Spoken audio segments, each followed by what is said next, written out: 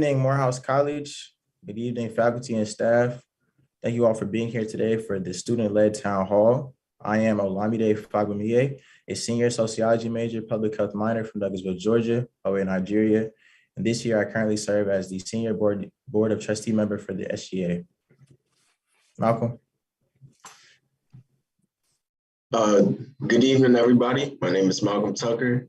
I'm a junior business admin major from Maryland, and I currently serve as your junior board of trustee member. I'll pass it back to the loan. Go ahead, Stephen. Good evening, everyone. My name is Stephen Adams II. I'm a junior economics major, minor in accounting and sales from Washington, D.C., and I serve as the chief of staff for the 90th administration. So, yeah, thank you all for those introductions. Now we'll be having our panelists and administrators go ahead and introduce themselves. So first we'll start off with Dean Booker. Good evening, everyone. Kevin Booker, class of 90, Vice President for Student Services and Dean of the college. Next we'll have Dr. Mayers. Good evening, everyone. My name is Brock Mayers, class of 1999. Proudly serving in day 3 of Associate Vice President of Student Services and Dean of Students. Happy to be here. Next, we'll have Dean Durham. Good evening. My name is Lovely Durham. I serve as the Associate Dean of Student Services. I also supervise the Department of Housing and Residential Education, so very happy to be here. Next, we'll have Dr. Foster. Good evening, everyone. I'm Dr. Mel Foster, Associate Provost for Academic Success. This is my 27th year teaching here at Morehouse. It's wonderful to be with you. Next, we will have Ms. Stalling.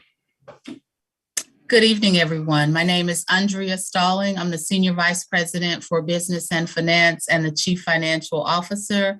I've been at Morehouse for a little bit over 6 years, in this role for a little over a year, and the financial aid function in student financial services reports up to me. Thank you. Next, we'll have Mr. Mention. Good evening, everyone. Again, my name is Timothy Minchin, and I serve as the Assistant Director of Financial Aid for federal programs here at Morehouse. Now, I've been with the college since November, so looking forward to helping you guys out and getting assisting you guys any way possible.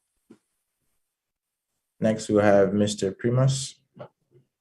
Good evening, everyone. My name is Dr. Lamario Primus. I serve as the Executive Director for Financial Aid.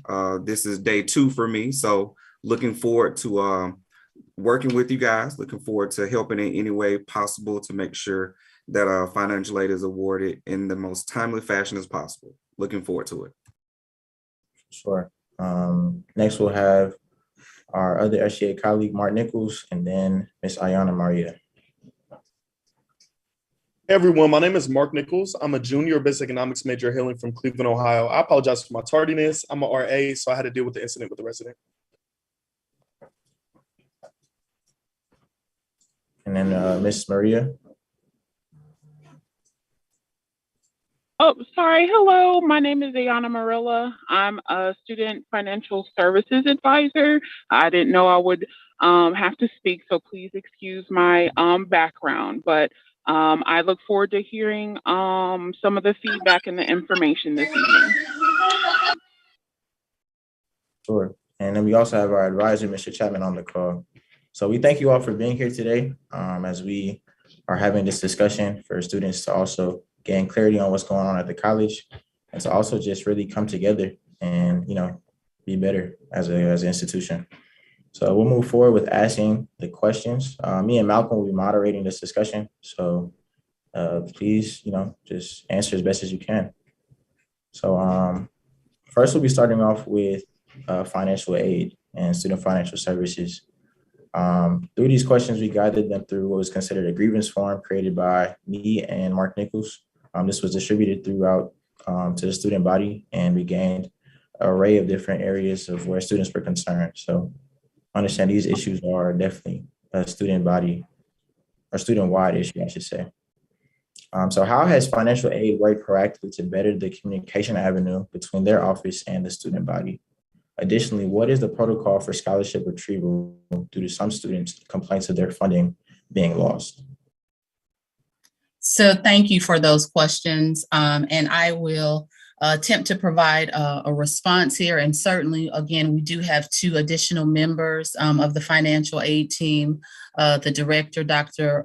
Primus, and then also the assistant director, Mr. Minchin. And certainly I welcome any input or additional commentary from them as well. But I'll go with your first question. How has financial aid worked proactively, essentially to provide better communication?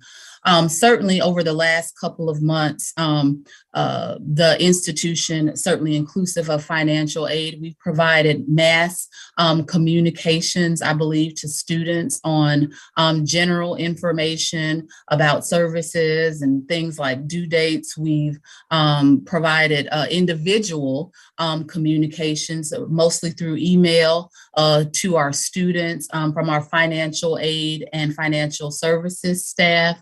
Or student financial services staff, in addition to phone calls. I've also been in contact with many of our students as it relates to questions that either they just reach out to me directly or if there needs to be an escalation. We've also had town halls such as this platform that the student government, the student body is putting on, but the institution has also put on some or similar town halls. And so certainly we've been involved there. We've been involved with joint meetings with the alumni and a number of our students on certain topics as well. And then we began here to have periodic meetings with members of the SGA. I think maybe we've had either 1 or 2, but certainly looking forward to have monthly meetings to hear the voice of our students, both concerns, things that we could improve upon, in addition to, how we can collaborate going forward as it relates to our communications and just general needs of the student body. As far as additional communication plans, because we are looking, again, not only at what we're doing, but how we can improve, we are looking to update our financial aid website, where it does provide more useful or relevant information to our students and our parents, and hopefully that it would be easier to navigate. We've had informational sessions hosted by the Office of Financial Aid or Student Financial Services. I think during the last term, during the fall, we are looking to have those sessions, if you will, on certain topics for our students and parents alike. And we're also looking to get into more outreach and advising our students on essentially what it takes to matriculate from a financial standpoint through Morehouse. What does your financial aid package look like? What can you expect or anticipate from the college based upon your financial profile, based upon the FAFSA that has to be completed? What should you anticipate to contribute? And then, what options you may have to help close any gaps. And so we're looking, again, to reach out to our students, be it certainly staff within financial aid and partnering with external resources to get that information out. And then I think the second question, which it had to do with scholarship retrieval. I think that's what you said, Mr. Olamide. Yes, so it was, what is the protocol for scholarship retrieval due to some students' complaints for their funding being lost? All right. So I think as far as scholarships being lost, if a student had a scholarship in the fall and they don't see it on their account for this spring, and they are completely certain that they have met all criteria, GPA required, credit hours, any other stipulations that the scholarship may have required. And if all of that is in order, certainly at this point in time, I would refer you to email cfo@morehouse.edu. By this time, we want to have all of our scholarship issues resolved. And so certainly, again, institutional scholarships, absolutely reach out at this point in time. We do ask that you include certainly your name. Sometimes I'll get emails or communication that just has a name but does not have the M number. We're going to ask that you include the M number as well. As some of you may know, there could be several of you with the same name. James Smith is an example. So there could be several of you. So we want to make sure we are looking and reviewing the correct account, but include your name, your M number, and the scholarship that is in question. And the same thing for any external scholarships. Certainly if it was a scholarship that you had in the fall, same thing. If you got the award letter, I would suggest going ahead and attaching that to the email so that information is readily identifiable.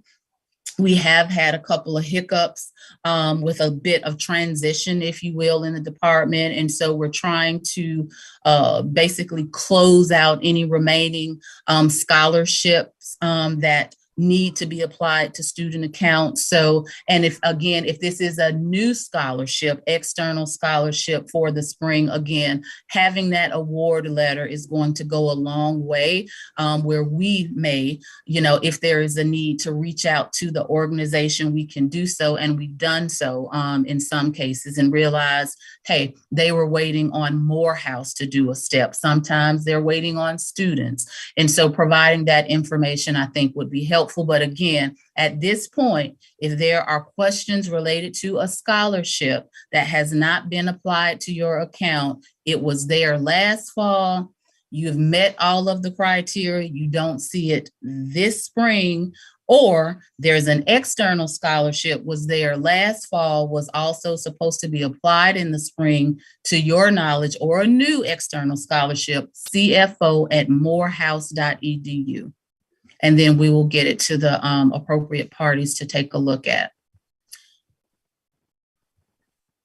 Yes, ma'am. Thank you so much for that response. It is well appreciated. And could you state the email one more time for me? Absolutely. It's really simple, CFO, that's my title, @morehouse.edu. Yes, ma'am. Thank you so much. All right, Malcolm, go ahead and ask the next question, please. Thank you very much. The next question is, how has the administration made strides in providing students with transparency regarding where their personal funds are going? Has the administration ever played with the idea of releasing another audit? Okay, so I'll take those as well. And then I think maybe at the end, just kind of open it up for if there are any comments from, again, my colleagues in financial aid. But as far as administration making strides in providing students with transparency as it relates to their personal funding, where it's going. So I'm not really sure I completely understand the question, but I'll answer it in two aspects. And then certainly if that's not kind of where the question or the direction of the question, certainly feel free to, just that, nope, that's not what we meant. So from the standpoint of where the personal funding is going, I'm paying, my tuition and fees. So where does the funds go? From one aspect, the way I'm looking at it is certainly all payments for tuition fees and any other charges that are for the majority of charges that are paid against the student's account is used to operate the college. It's used to operate Morehouse College across many facets. Certainly one area, though, that we are looking at a bit more intensely is the allocation of funds during this budget season that we're in right now to different areas. Specifically, one of the areas is our student-related services, if you will. And so that is an area that we're looking at, but overall, tuition fees and other charges that students pay against, it is for the operations of the college. And even, student-related services, it still rolls back up to the operations of the college. So I think that's one way of answering the question. And the other way, again, if you're thinking at it more from the standpoint, I've paid my tuition and fees, or I paid money on my account and I don't see it. Certainly here, what we would encourage you to do is access the student portal through Tiger Pay and to review your account. Certainly in there is a list of the charges and any payments that have been made. And certainly if there are questions about your account or your bill, certainly feel free to reach out to Student Financial Services. I believe at morehouse.edu is the email for those type questions. That's more of a general question.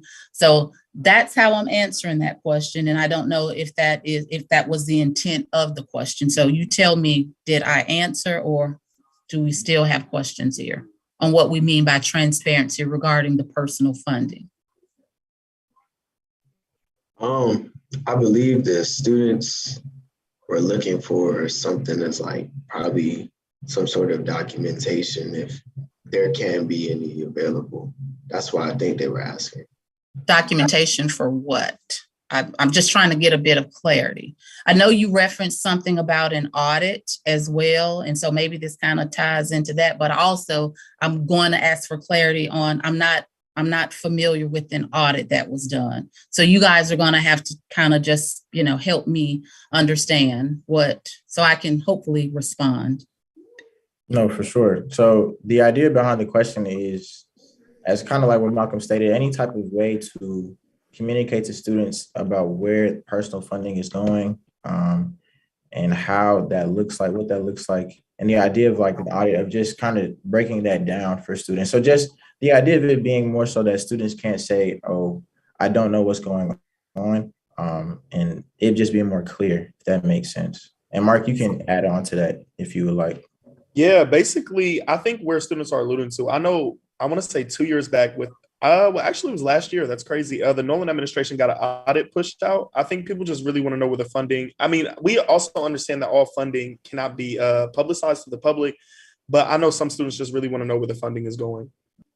Okay, so I'm wondering, is it more from a high level, from a budgetary standpoint, meaning here are all of the revenues that are collected for the institution and then kind of where it's allocated on expenses? Is that kind of what you all are asking for? Or is it student fees? Or is it student fees? Thank you. Just again, trying to get clarity so we can provide hopefully what it is that you're requesting, but I'm a little bit unclear. Is it essentially it's the first option? I feel like a lot of students just really want to know where the funding at the college is going. Got it. We absolutely can provide that information. And that's the same information, that we provide to the institution periodically. And so providing essentially a financial update, more than happy to share that. Perhaps at the next town hall, if you have one, I'll be more than happy to come back and share that information. That's not a problem at all. Yes, ma'am. So thank you for that. The next question we'll be going into is for student engagement and student life. So how does the college plan to help students become more acclimated to the college experience due to the recent return from a virtual learning environment? Okay, so we have some folks on the call, and I don't want to take up much of the time answering the question without involving them, but I'll start. First of all, last semester, I think we did a very good job of acclimating our students to campus life once again by holding events. We had 4 large-scale events, as you all can recall, last semester. Unfortunately, no athletic events, but we did have 4 large-scale events and several others which took place on campus.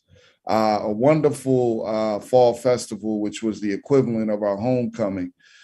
So events did occur, but of course, we had to monitor the traffic and the amount of people that attended those events because we've done an excellent job of keeping everyone safe and keeping our COVID numbers down.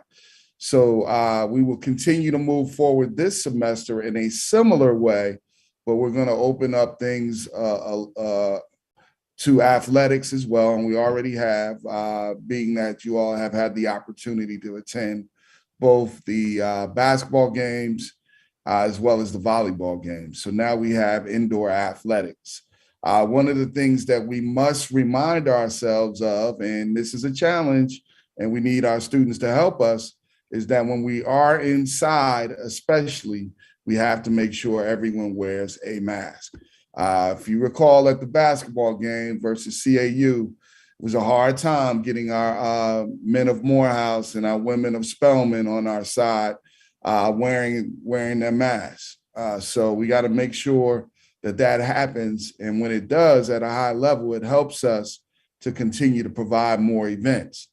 But as you all know, once our numbers increase, and they haven't, which is a blessing, we have to look at some other protocols. But our mindset is to live, right? Move from a pandemic to the endemic, meaning that we understand that COVID is something that's going to be a part of our lives, and now living with it, right? So we want to do more, and we plan on doing more.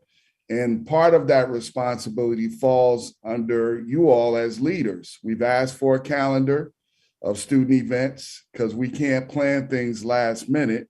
So we're counting on you all to deliver that this week so we can advertise to the rest of the student body all the wonderful things that you all have planned, and along with us, sharing what we're bringing to you. So that's on its way. And I am so elated that he's here on the call. Dr. Mayers, who's our Dean of Student Life, Associate Dean of Student Life, and our Dean of Students. He's with us, our Vice President, I'm sorry, Associate Vice President, that is. So Dr. Mayers, if there's anything you would like to share in addition, please do. Sure, thank you, VP Booker. First of all, I appreciate the introduction, and I'm glad you're excited as I am to be on campus, to be back on campus. I'll say this. This is what we know. In 2020, everything changed relative to the way that we experience higher education. It changed for you all as students, and it changed for us as administrators. It is certainly our desire to provide activities and experiences that that students can look back on as alumni in a way that was enjoyable, right? They we want you all to have a strong attachment to the college and great memories, and ultimately become alumni delighters. We understand that an engaged student body is a student body that is more academically and personally successful. So we have to figure out a way together to re-engage the campus community, but in a COVID-safe way. As VP Booker mentioned, it's important that we adhere to the COVID protocols, particularly in two areas that I'm not sure that we do a great job in, right? So obviously masking is going to be incredibly important. We understand that helps with the to decrease the spread, but also relative to our testing protocol. Obviously we test weekly here on campus. We really could benefit from having 100% compliance in that space. It's much easier for me to go to bed at night knowing that all of our students, all of our faculty and staff are being tested on a regular basis, and that we're not seeing positive cases. It's easier for me to go to bed at night to say, I know everyone's good, so we could have larger scale events. So that's what I'll say, but know and understand that we are certainly excited and ready and willing to to provide some more traditional experiences to enhance your time here at the college. And I'm looking forward to working with the SGA and CASA to make that happen. And I believe I saw Mr. Chapman on as well, Dean Mayers. Mr. Chapman, is there anything you want to add? I just wanted to share that, we're excited for you all to be back, but we want to do everything safely, and that we are in conversations with student life at Spelman and Clark Atlanta to see that we can share in the space that we have. The space is a premium right now, according to COVID guidelines. So we're locked in, we're engaging your student leaders, and we're trying to do everything safely to return to some sense of normalcy, right? So, and we appreciate your support in doing that. Thank you all so much for that response. Definitely look forward to working with you all as well, as we have already been doing, and just continuing to push the narrative of a better Morehouse College. Absolutely. This next question will go to the SGA. How has the current administration helped bridge the gap between the upperclassmen and underclassmen? Additionally, what events do you all have planned for this semester to help amend this issue? For sure. So in regards to those questions, I know we have a lot of events in regards to mental health, as we talked with Dean Booker, in regards to the whole mental health week that we also hosted last semester. A lot of the secretaries are turning in their calendars by this Friday so that, Stephen, our chief of staff, can send that over and really just have programming moving well throughout the SGA. Ways that we've been able to kind of bridge the gap, I think, are conducting our normal dues of business. So doing walkthroughs, just kind of showing that presence of upperclassmen, of SGA members, and really just student leaders as a whole. And if possible, I'd like to add to a little bit to that, Lami. Last semester, we had some big events, right? Like the RSO Fair. That was a great way that Mark kind of kicked it off. We had the freshman class council there representing, and they had a table during the RSO Fair, and they actually had a table during the Fast Food Carnival as well. And these were huge events that kind of brought the school together where everyone was able to mix and kind of mingle. And this upcoming semester, Lami kind of hit it on the head. The secretaries are working really hard right now to turn in different event proposals, and some of them are even targeting freshmen. A lot of the secretaries that we have are RAs in different houses, whether that's Graves, Hubert, or et cetera. So, we're making sure that we reach back and try to bridge this gap as well. And we also have the Spring Week, Spirit Week. Right. So that's coming up as well. So we have a couple things planned. Yeah, and just to piggyback off of what Stephen said, we're also launching something called the Accessibility Campaign, which is kind of what this town hall kicked off with. That's something that me, Lami, and Malcolm have been working closely on, basically just trying to bridge that gap again and find different ways for SGA to interact with the student body and kind of figure out how we can provide, the idea of transparency between us and the younger students, the underclassmen. For sure. So we'll jump right into the next question. So for the Department of Housing and Residential Life, we wanted to know, how has the department been making strides to commit to holding their student leaders accountable in regards to communication and interaction with their underclassmen residents? So essentially, how has RAs and other student leaders like RHA, how have they been held accountable in regards to interactions with their underclassmen residents? I will take that. Ms. Lane, who is our Director of Housing and Residential Education, who also advises RHA, is not here, so I'm here in her stead. The RAs are one of our most highly trained student leader positions. Alameda, you've had the pleasure of serving as an RA. Our RAs come back early to ensure that they are trained before the semester starts. RAs are also trained weekly with student development training. So if there is a gap or there is a need, the RAs are supervised by community directors, which live in each hall. So if there is a problem, we definitely hold them to a high standard and expect them to model the behavior that is becoming of a man of Morehouse. So if you see something that you think that is not in stride with that. Do feel free to pull your brother up. We expect you to say something if you see something that is not becoming of the way that you feel a brother should be treated. Because we're always looking for residents' feedback. We're looking for other student leaders' feedback to let us know. So you can definitely email Ms. Lane directly, or you can email their community director. And I'll actually pass it to Mark if he wants to add anything about that as an RA, if there's any resolution that he thinks would be best. Yeah, I would personally say, first of all, I completely agree with your sentiments, Dean Durham. I definitely feel like the housing department RAs are very well trained, and we do go through a lot of preliminary precautionary duties and stuff like that. I would say in specifics, I don't know. It's like, as an RA, I feel like on campus, it's kind of hard to get all RAs to kind of assimilate in the same way. Some are more hands-on, and then some are more like, okay, you can come to me when you need something, but more kind of like exiled in a way.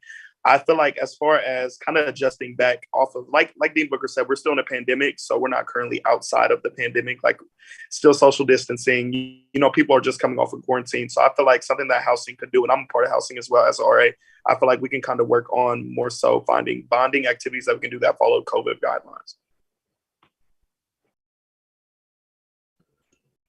For sure. So thank you for the answer. I want to go into asking the next question. How has the college been holding professors who are on tenure accountable for their negligence involving technical barriers? So this question will go to Dr. Foster. Thank you.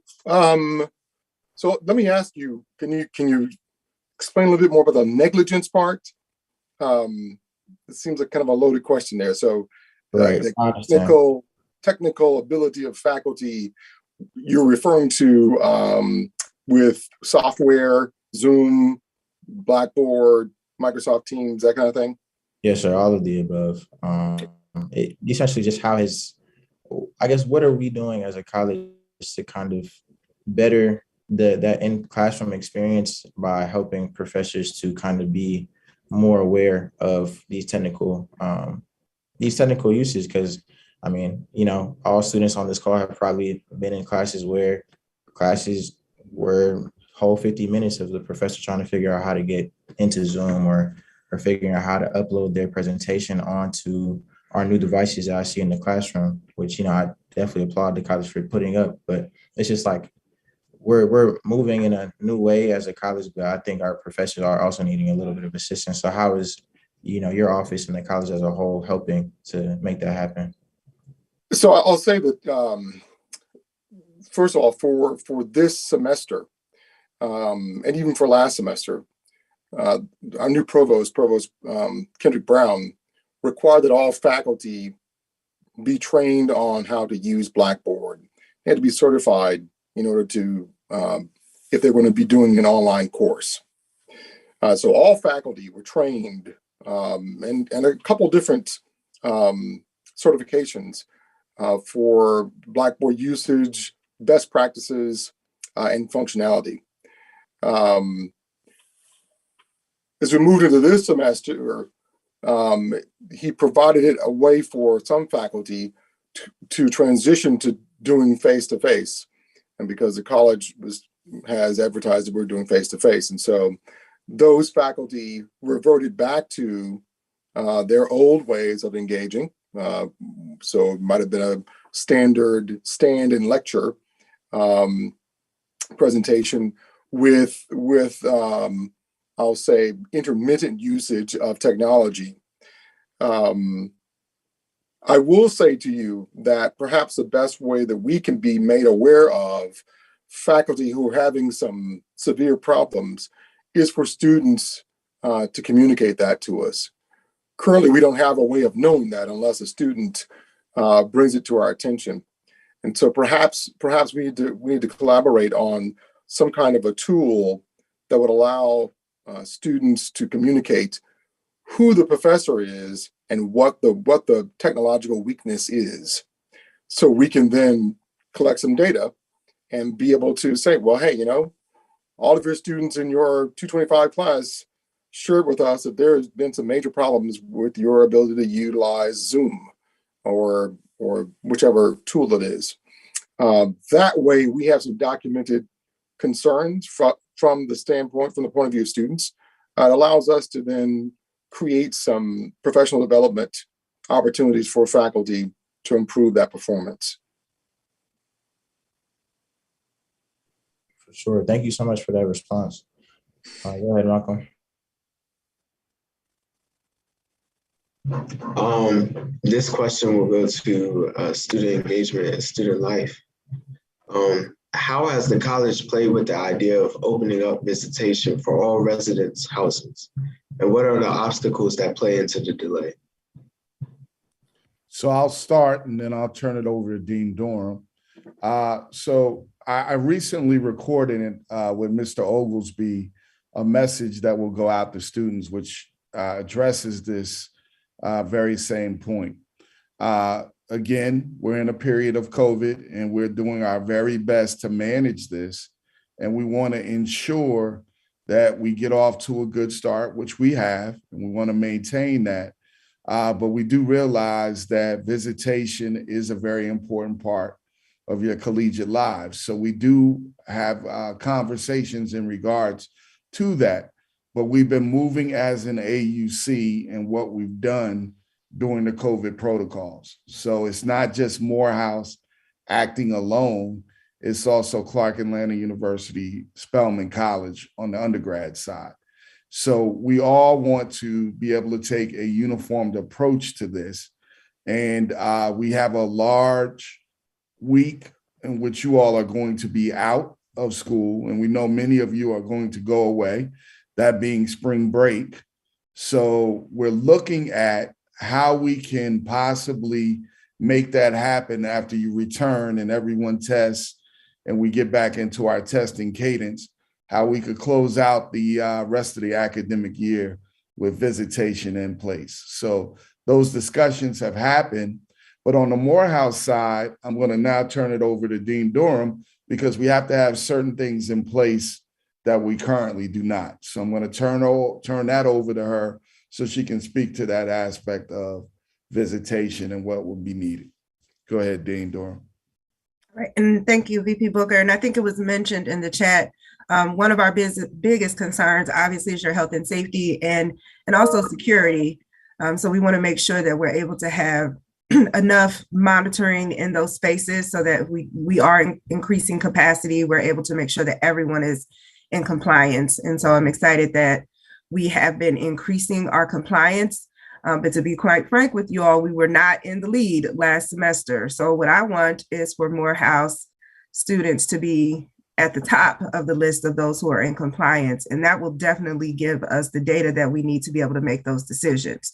So for instance, if we have a low compliance with students who are testing, then we're not able to have the data that we need to say, you know what, this is not a harmful thing to have people coming over to the campus, or maybe it is. So without you being able to come and get those tests on a regular basis, because we're always using that data to make decisions on a weekly basis. When that data changes, our methodologies and our mitigation strategies change. And our student testing rate was less than 50% per week last semester. So it's important to hear that.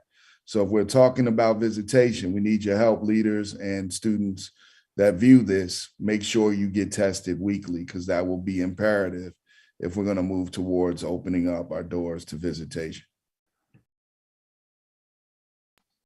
Thank you all for your answers. The next question will be geared to financial aid.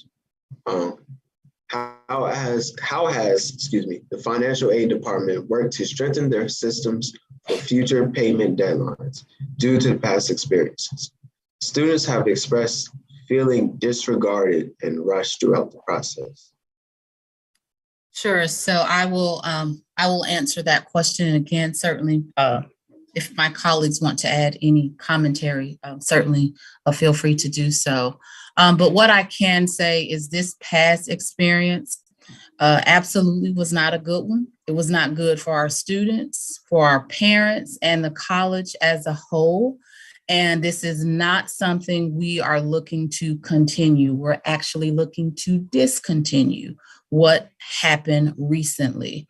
We are revamping our processes to ensure that students are provided information certainly much earlier in the process as it relates to financing their education through Morehouse, inclusive of understanding their financial aid packages. Again, kind of what I alluded to earlier, if there are gaps in their financial aid package and then there's still a balance, what options you may have available to you. We also, during this past experience, some of the questions revolved around being able to understand billing. So certainly we're looking into that as well.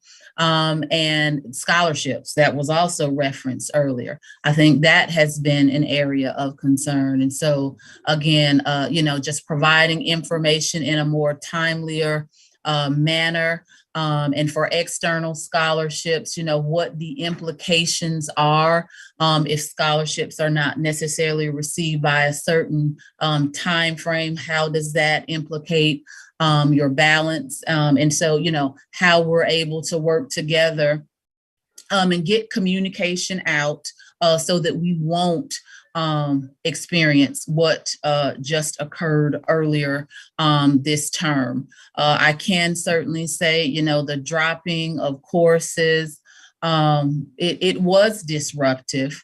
And we don't want to necessarily have to do that again. So we are definitely looking at ways to get ahead, if you will, of some of the issues that we experience. Definitely from a payment deadline standpoint, I think we're looking more towards, having payment deadlines before students begin classes, before students access campus, meaning residential students, before you move in to housing, because at that point in time, when classes have began, when you moved into housing, students should be focusing on continuing the success of their student journey through the rest of the term. We should not still be talking about payments and balances. And so a lot of the work that is underway as we speak is, revamping those processes and the communications and the reach out that we referenced earlier, and students playing their part as well, so we don't go down this road again. But again, I am clearly stating this is not something we are looking to do again. It was disruptive on many levels. And so, yeah.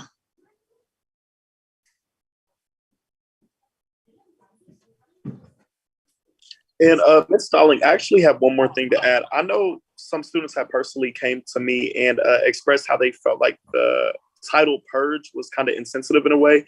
Next year, when it is time for the fall semester, will we be able to find like a more, I would say, gentle term, maybe like class withdrawal or something like that?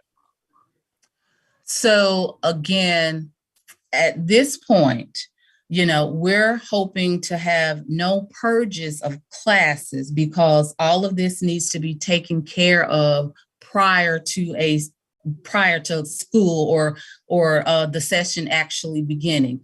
Prime example, I'm making up some dates. Let's say students or classes rather start August the 15th.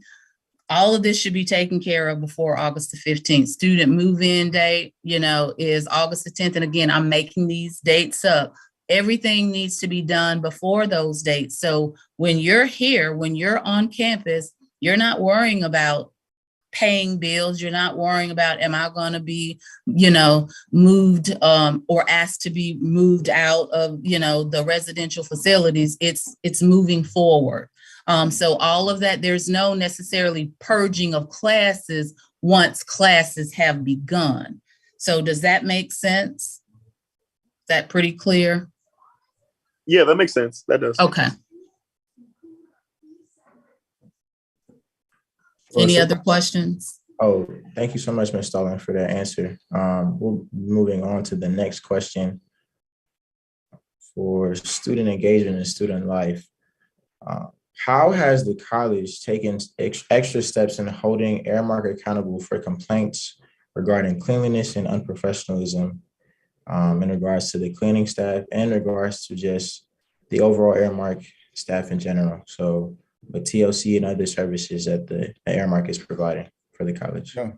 So a couple of things, and then I'll pass it on to Dean Durham again. And Mr. Mayers, Dean Mayers, will be responsible for some of these things moving forward. But let's start first with food service. We have a food advisory board at the college, which is comprised of students, not necessarily SGA leaders, but general body students who have an interest in the food concerns of the college. That food advisory board meets once a month with the current manager of Aramark Dining. And the current manager of Aramark Dining is Charles Fleming.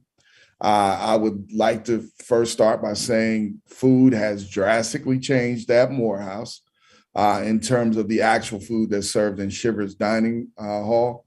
We have an excellent chef who is amenable and willing to provide different menu items. The food quality has vastly improved, and this is all according to student feedback.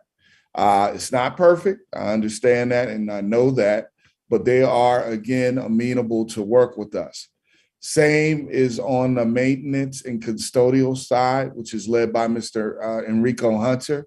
Our maintenance and cleanliness of campus has vastly improved. As we look at it, what it was over the years. Are we perfect? No, but we're definitely moving in the right direction. New bathrooms, a lot of new things from a developmental side in terms of providing new and efficient restrooms in our housing. But if there are concerns, there are appropriate ways to address it. So if you live in housing, and we're going to put this in the chat, you should be directing your concerns to your RA as well as your community director.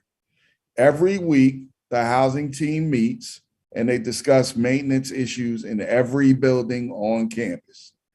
This is an excellent opportunity for them to share whatever concerns you may have as it relates to that area. But if things are not getting done and you would like to take a direct approach, and if things are happening outside in a maintenance area or custodial area that you see, you can email aramarkoperations@morehouse.edu. And that goes directly to the custodial and maintenance leaders so that they can address whatever those matters may be. But again, that email is aramarkoperations@morehouse.edu. Dean Durham, I don't know if there's anything that needs to be said. Okay, she said I handled it all. But again, we have a beautiful campus from my point of view. It's looking great for Founders Week. I'm excited about tomorrow and what we'll do in terms of celebrating each other and the look on campus. And if you see things that are not right, please share with us. We do a lot about complaining in boxes, but not really sharing with the whole. So you guys have ways in which you can help us to address matters of concern that you may see that we may not. So please address them in the way and fashion that we share. And I'll put all of this information in the chat so you all can have it. Yes, sir. Thank you so much. Thank you for your answer, Dean Booker. This question is directed to academics. And the question is, how has the college planned to expand hours of study venues on campus, like Douglas, to provide a more equitable on-campus experience? So this has been something I think we've struggled with for a long period of time. Prior to COVID, we did an analysis of the amount of usage that occurs in Douglas, and this was just before the renovations took place. in Douglas. So we did an analysis to understand the kind of usage and the kind of foot traffic that was coming into Douglas.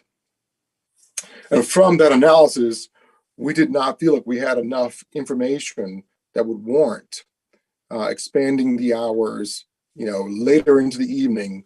And what I mean by that was, at that time, I think we had Douglas open until 10 prior to COVID. As we've gone through COVID, obviously Douglas was shut. The doors were shut until we returned to campus.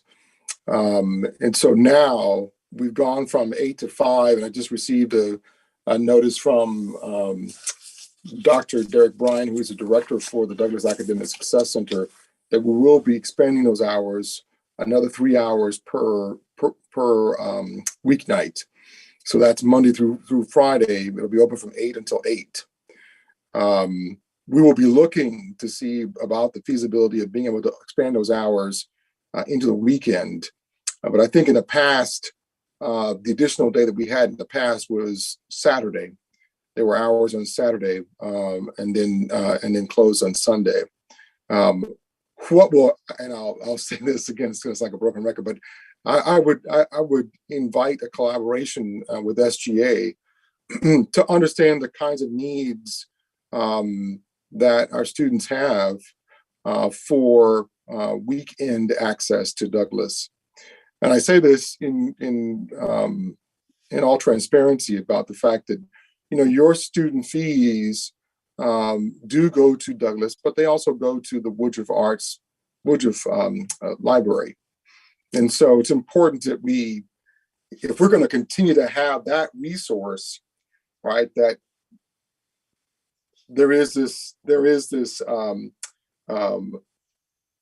counterpoint that takes place between Douglas and Woodruff, such that students, there is this on-campus access that is limited in size and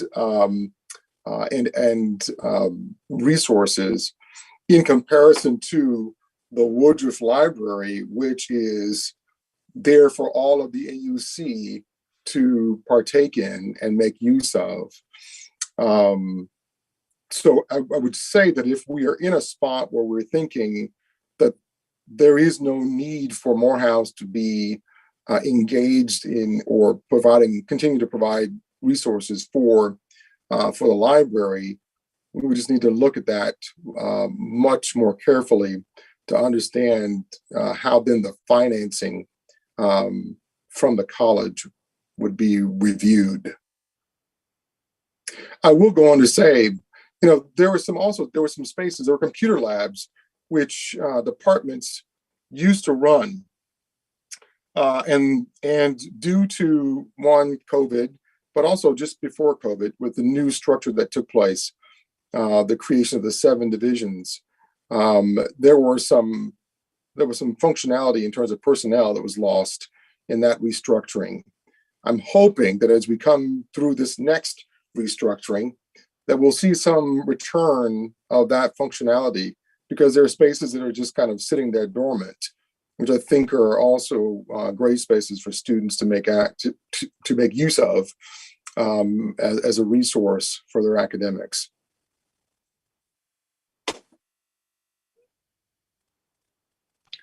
Thank you for your answer, Mr. Foster.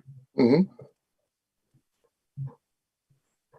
So now we will be kind of moving it on to Stephen. If there are any questions from the chat box that want to be addressed to the panelists. Yes, so a lot of students actually have questions about refunds and when they should be expecting them. Some of these students are students who are attending Morehouse virtually, and some of them are students who are here with us on campus. So if anyone could, oh, my bad. Yeah, so I can absolutely speak to that. So I believe the refunds began to be processed on the 15th. Mr. Mention, can you confirm that? Is that a date that keeps sticking in my mind? I believe it is on the 15th. but in any event, 15th, and it's just ongoing. We've processed refunds today. We'll continue processing refunds. So it began, I'm pretty sure, yesterday. So just kind of, pay attention to your, to whatever method of payment that you set up, be it direct deposit, or if you have a check that's supposed to be coming to you, but those refunds began, I'm pretty certain, began being issued. I believe it was on the 15th. So to add to that, Ms. Stallings, so we did actually start the week before that, so the 8th. Thank you. And then Okay. We did another batch on the 15th. But to add, a lot of the inquiries, we have been getting a lot of inquiries about refunds, but I just want to remind students that institutional funding, you do not get a refund for. And so I know some students were thinking that, hey, I have this overage on my account from institutional funding, and that overage, unfortunately, can't be refunded back to you. But if you do have questions about your particular account, feel free, like Ms. Stallings said, to send her an email, and then we can get student accounts to look at it to ensure that everything is properly awarded to you on your account. And some other things that may delay your refund, which is in a way to help you as a student. If you have an over award on your account, which means you actually have more financial aid than what it costs to attend Morehouse, your refund won't be released, because if we release it to you early and we give you that over award, then we have to pull that money back, which then creates a balance for the student. So those are a couple of things that we're doing to try to prevent, confusion on why now do I have a balance and you guys gave me a refund, to kind of stop those questions from coming in. But there's a process that happens with the refunds, and that happens, like Ms. Stallings said, we continue to process each week in batches. So hopefully, eventually by next week, we'll have another batch out to students. If you do not have direct deposit set up, that check will be mailed to you. And so that may take some time. So you may want to go ahead and set up your direct deposit if you haven't received your refund check yet.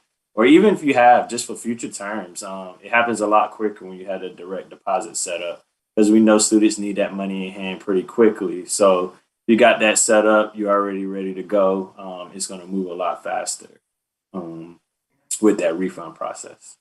And one last thing I'd like to add, thank you, Mr. Minchin. You just jogged memory for me.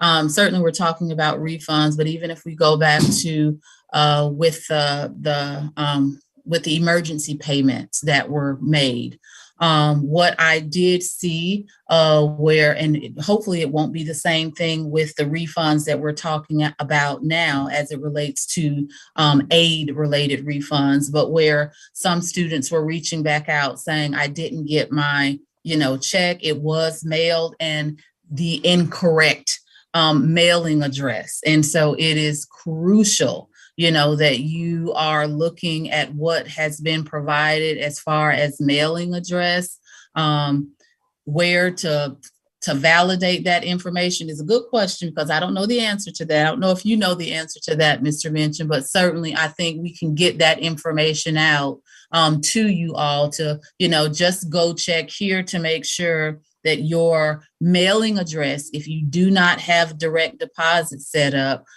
is accurate, because it's going to be sent to where we have it in the system. And I do recall seeing a number of concerns where I didn't get it or it went to the wrong place. And so we're having to put stop payments on checks and reissue, which then is also going to prolong, getting your payment. So thank you for that, Mr. Minchin.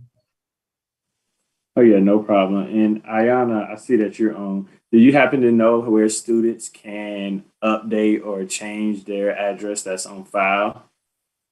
I believe students can do that in Bannerweb. Like that's just the overall self-service. And I was putting myself on camera just as an advisor, I can kind of talk a lot more about refunds and the processes, but you and Andrea had definitely already talked a lot about it. So yes, banner web is definitely where students can update the information for the address. And I always encourage students to do one more step when you're looking in TigerPay to see if your refund has been processed, is to look in your view account activity, because that first line will tell you if your refund has been processed or not. And if you have direct deposit, let's say, for example, your refund was processed today, it has to be 3 to 5 business days. So it's not going to come directly to your account, and it's based on your actual bank. And if you have a check coming, it's 7 to 10 business days. So that's just so that you can kind of have an idea of when that funding would be coming to you. And just like Tim was saying, Mr. Minchin was saying, basically direct deposit would be the best option for students, just so that we can kind of get it more efficiently and quicker to you for future semesters.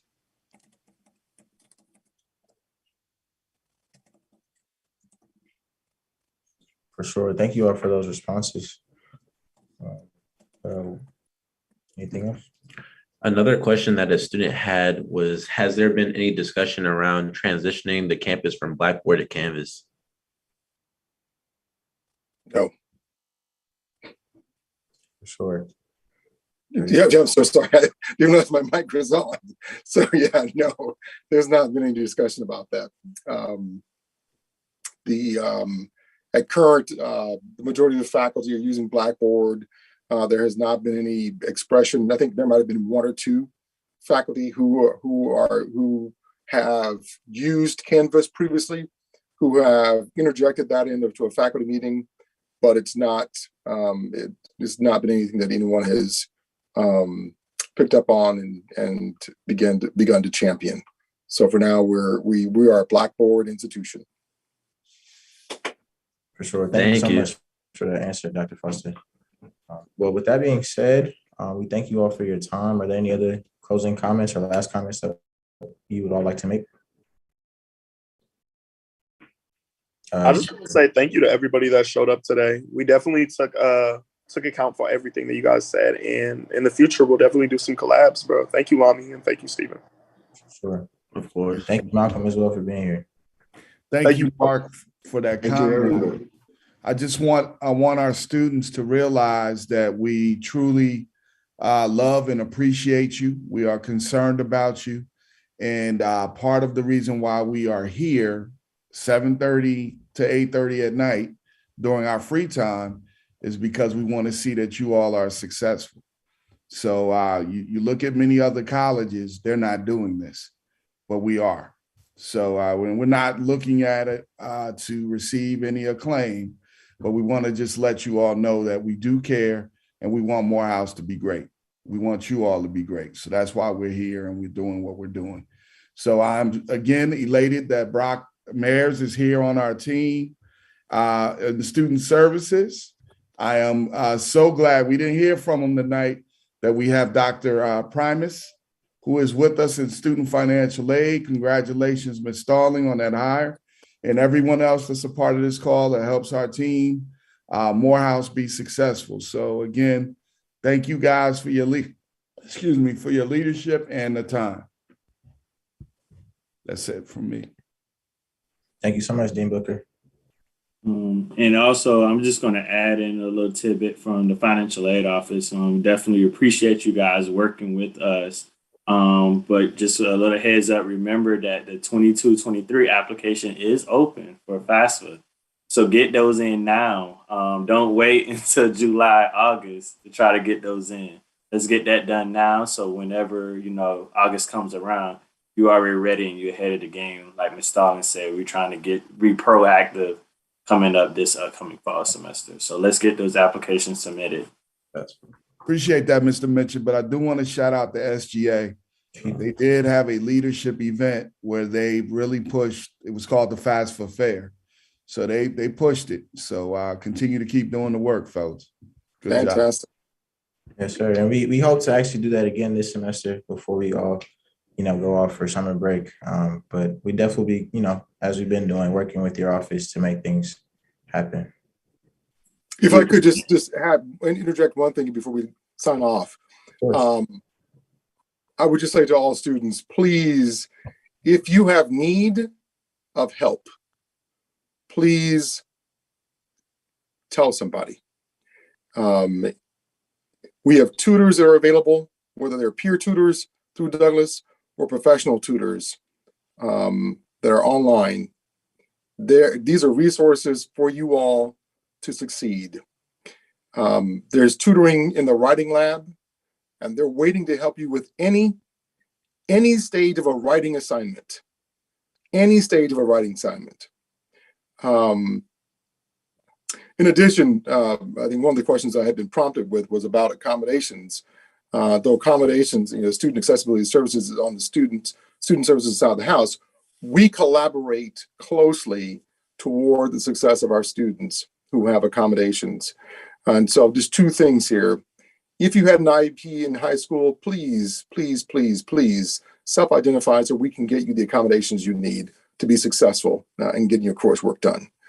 And then two, this semester, for the first time, we're actually going to have present students who have accommodations with the ability to provide some feedback on how well those accommodations are being provided. So we can, again, as I said earlier about the technology deficiencies of faculty and being able to provide professional development, we're going to utilize that feedback to generate professional development opportunities for faculty to improve how they provide those accommodations. We want you to succeed. Amen. Right? We're none of us are here for a paycheck, right? We wholeheartedly believe in the potential and the prospects of your generation. All right, we're all in it for you guys.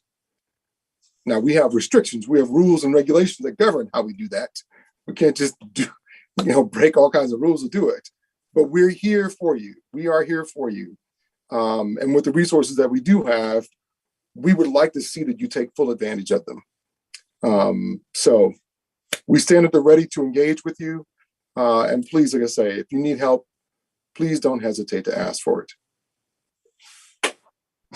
I did have one other thing to share with you all, and Dr. Foster alluded to it. If you need help, and that's not just academic, but also mental. If you need mental help, we have the resources available. Lamade afforded an opportunity to share the work that the SGA has done. We too are working in student services to help you. Next week, we start our yoga and meditation classes in person as well as virtually. This Friday, we have chair massage. So this is for students, faculty, and staff, all of these things.